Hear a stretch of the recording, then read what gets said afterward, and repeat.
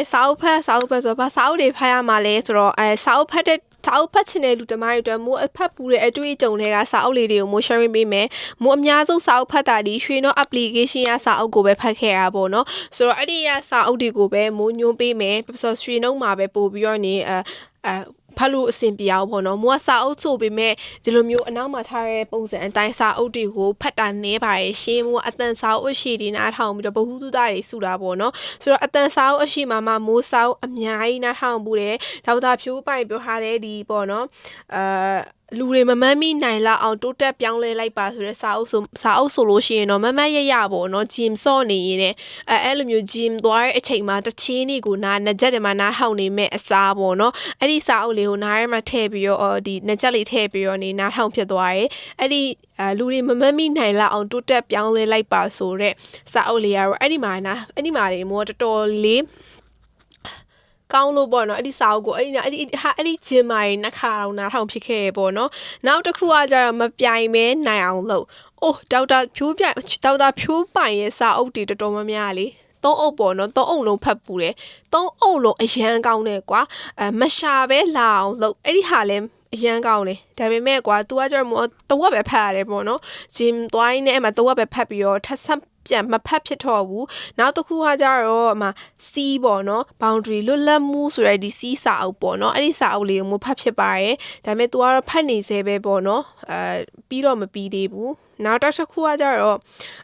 ငါအတွက်ငါရှိရဲဆိုတဲ့စာအုပ်ပေါ့နော်ငါအတွက်ငါရှိရဲဆိုတဲ့စာအုပ်ကလေတကယ်ကောင်းတယ်အဲ့လိုပေါ့နော်ကိုတိုင်းရောက်လေဘယ်သူမှမရှိပြီဘူးဆိုတာကိုဒီစာအုပ်ကကိုဖတ်မိတာပေါ့ကိုအရင်ဘလောက်ပဲချစ်တယ်ပြောဘလောက်ပဲကိုခင်တွယ်ခဲ့ရတယ်ပြောတစ်ချိန်ကိုကတယောက်တည်းပဲရှင်တန်ရတဲ့လူနော်တယောက်တည်းပဲသွားနေရမယ့်လူဖြစ်တဲ့အတွက်အဲ့ဒီစာအုပ်ကိုလည်းဖတ်ဖြစ်အောင်ဖတ်ပေါ့နော်ဥပမာခင်တွယ်တတ်တဲ့လူအချစ်ကိုကိုးကွယ်တဲ့လူအပြင်ဒါမှမဟုတ်မိဘတွေမောင်နှမတွေမရှိမနေနိုင်တဲ့လူတော်တော်များများဒီစာအုပ်ကိုပို့ပြီးတော့ဖတ်တင်တယ်လို့ထင်တယ်ပေါ့နော်နောက်ပြီးတော့တက်တဲ့သွေးပေါ့နော်တက်တဲ့သွေးဆိုတဲ့စာအုပ်ကလေအတွေးအရင်ရှုပ်တယ်လူတိုင်းမှာလေအတွေးပေါင်းမြုပ်များစွာအများကြီးရှိရေပေါ့နော်ဒါပေမဲ့လေတယောက်အတွေးရတော့မတူဘူးမိုးဆိုလို့ရှိရင်အရန်တွေးတာဖြစ်မလာသေးတဲ့အရာကိုအရန်တွေးတာကွာရှုပ်ရှက်ခန့်နေရဘဝကြီးကိုအဲ့လိုတွေးချလိုက်တာကောင်းတာရောဆိုးတာရောပေါ့နော်ဥပမာလုပ်ငန်းကြီးတစ်ခုလုပ်တော့မယ်ဆိုဒီလုပ်ငန်းမှာဖြစ်လာမယ်အကောင်းရောအဆိုးမတွေးထားမတွေးတော့တွေးထားတယ်ဒါပေမဲ့အဆိုးဘက်ကိုပို့ပြီးတွေးပြီးကြောက်ပြီးတော့မလုပ်ဖြစ်တဲ့အရာအများကြီးရှိရဲ့အဲ့လိုမျိုးအတွေးတွေကနေပြီးတော့ကိုကရုံထွက်နိုင်အောင်တက်တဲ့သွေးဆိုတဲ့စာအုပ်ကိုမွားဖတ်ချင်တယ်နောက်ပြီးတော့လူတွေကိုတစ်ခုစကားတစ်ခုပေါ့နော်ပြောလာတဲ့ခါကျလို့ရှိရင်ပေါ့ positive နဲ့ပြန်တွေးမိနိုင်အောင်တက်တဲ့သွေးဆိုတဲ့စာအုပ်မှာဖတ်ရတာပေါ့နော်ဆိုတော့တော်တော်လေးကောင်းတယ်တက်တဲ့သွေးဆိုတဲ့စာအုပ်ကလည်းသူ့ရဲ့စာမှုလည်းအရင်ကောင်းတယ်အကယ်၍ကိုကအတန်စာအုပ်အရှိဖတ်မယ်ဆိုလို့ရှိရင်တော့အဲ့ဒီစာအုပ်လေးတော့ပို့ဖတ်ချင်တယ်ဥပမာအဲ့ဒီတက်တွေဆိုတဲ့စာအုပ်ကတော့ drama တွေငယ်တော့ကတော့ drama တွေများခဲတဲ့လူဆိုလို့ရှိရင်ပို့ပြီးတော့ဖတ်တင်တယ်လို့မထင်နဲ့ပေါ့နော်ပြီးတော့နောက်ဆက်တစ်ခုကကျတော့ငွေကြေးပေါ့နော်ငွေကြေးစီမံခန့်ခွဲရေးနဲ့ပတ်သက်တဲ့လူတွေတော်တော်များများစီးပွားရေးလုပ်တဲ့လူတော်တော်များများအဲ့လိုလူတွေကြောက်လို့ရှိရင်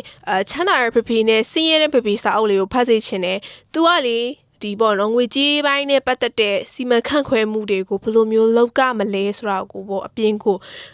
ချမ်းသာတဲ့လူတယောက်ရဲ့အတွေးနဲ့ဆင်းရဲတဲ့လူတယောက်ရဲ့အတွေးက